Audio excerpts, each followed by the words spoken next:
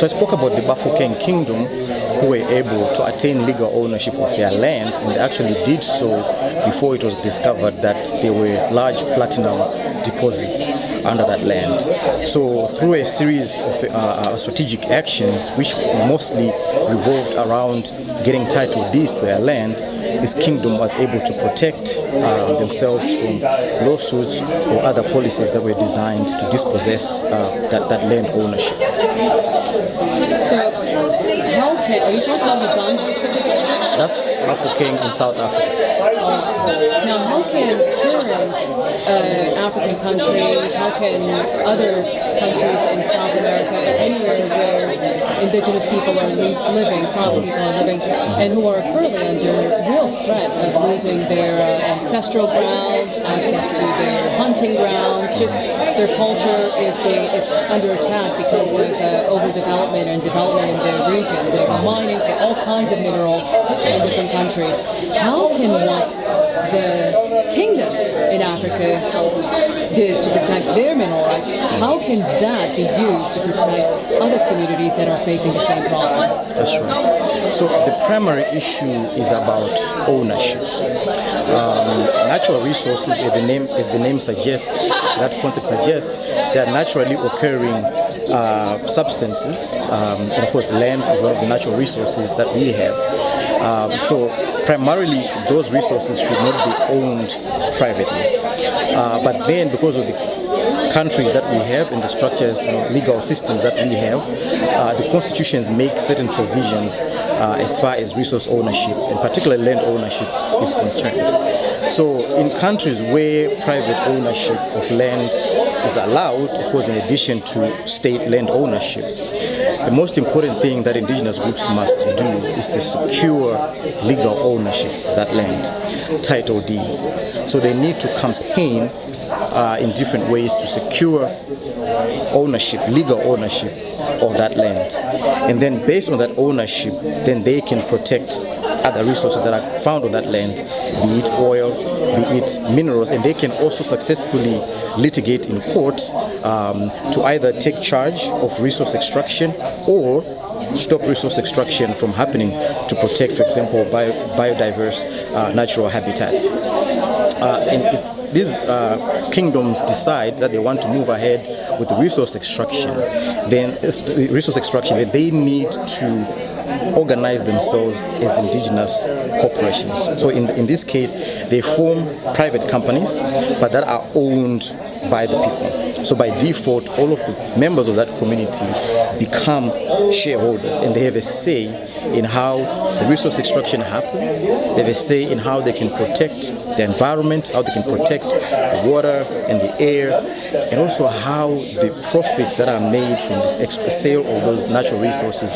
are utilized. So the conventional corporate model seeks to attain financial value or profit for shareholders. So that model extracts publicly owned natural resources, sells them, and then makes profits for a very small group of people. But community-owned corporations, in contrast, they seek to use those profits for broad-based benefit, but they govern their corporations to some extent in the conventional corporate model, whereby they emphasize efficiency, merit-based recruitment, and making sure that they promote sustainability in the way they do business, and also in the way they manage and reinvest some of their profits, so that they stay in business and they continue generating profits for their people. So, for example, instead of very few people enriching themselves with the wealth earned from those resources, they can fund sustainable development programs. They can provide housing, they can provide infrastructure, they can fund education, they can assist people to start businesses, and most importantly, they can also invest money in other economic industries that are separate from the resource sector, because resources are finite. They run out. So a gold mine or a diamond mine, for example, could have a 15, 20, 25, maybe 50-year lifespan. But those minerals will run out. And if those minerals run out, then what happens? Right? So it's important for investment, community investment to be done in a prudent manner for sustainability. What is the first step any of these communities can take to become owners or legal owners? Like, what's the step? Do they go to the UN? Do they petition their own government? Like, how would they petition to establish legal ownership of the lands that they've been on for centuries, for hundreds and hundreds of years? That's right. They start with their own governments.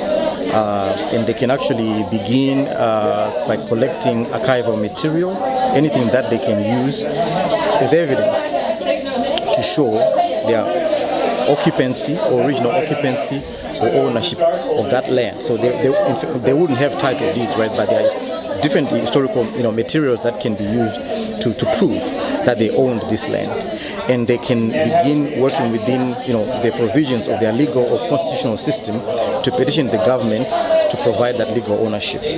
That can happen through title deeds, or that can happen through constitutional amendments, or the introduction of or passing of laws, new laws, policies in Parliament that protect or provide legal ownership for those indigenous communities. And once they attain that, then if international companies, for example, or even local companies come in to try and conduct any resource extraction activities on their land, then these communities can directly engage with those private entities as legal owners of that land. I see. Now, what about corporations who do take advantage of these opportunities to work with corrupt governments to go into ancestral lands of tribal and indigenous people? Is there anything that they need to do different?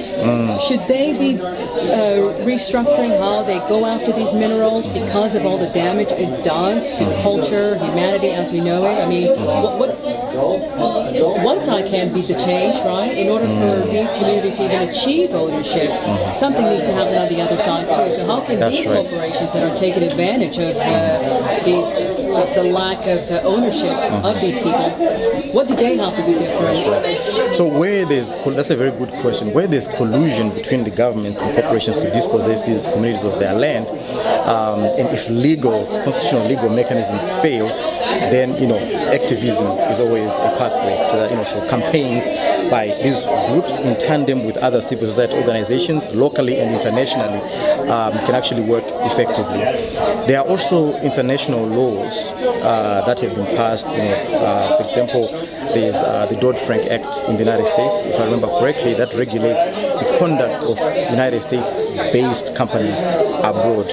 So local communities and activist groups can also take advantage of these global legal mechanisms to put pressure on board to hold these companies accountable. So in any case, the use of constitutional legal means doesn't mean that civil society activism cannot be used. Both of these models of activism can be used to put pressure on both the governments and the companies to act in a much more responsible manner. Do you have hope for the future that things will get better, or do you think it'll just get worse? I choose to be hopeful because values are evolving, and because we now have the internet, information can be shared quickly. And we can draw attention to a wider range of issues. So, for example, if something is happening, in rural Uganda, it is possible for folks right here in Washington, D.C. to know what's happening overnight. So that way we can have a groundswell of pressure to be brought to bear upon whether it's the government or private companies or any other organization that are behaving in a way that jeopardizes the lives of people in those. Of course, people in different parts of the world are becoming more knowledgeable about their rights, they're becoming more knowledgeable about different ways of getting redress, and globally, all countries have also united around, better environmental standards, emission standards, and things like that. So it is very difficult for any company or any government or any entity to act in a way that puts the environment or the people in danger. So I'm hopeful that over time we are going to see governments and companies, abiding by these, environmental standards or sustainability standards to make sure that if and when they move ahead with resource extraction activities, they do that in a way that preserves the environment and also in a way that doesn't put people's lives in danger or result in people losing their sources of livelihood, such as agricultural land, pasture land, and access to sacred sites. Final question.